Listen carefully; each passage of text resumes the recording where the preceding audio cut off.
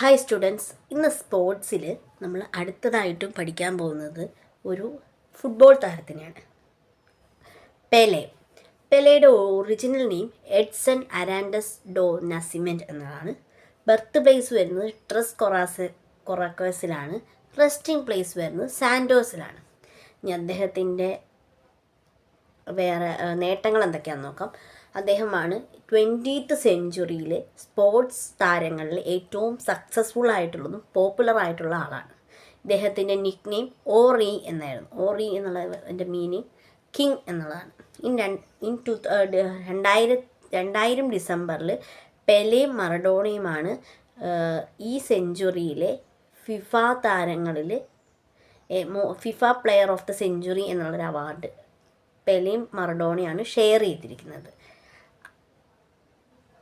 International Olympic committee 1999 athlete of the century ആയിട്ട് പെലെയെ തിരഞ്ഞെടുത്തിരുന്നു.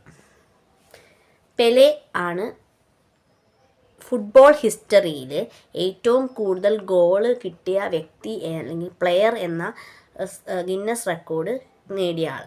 1363 മാച്ചുകളിൽ 1279 ഗോളുകൾ നേടിയിട്ടുണ്ട്. Youngest to appear score and win FIFA WC final.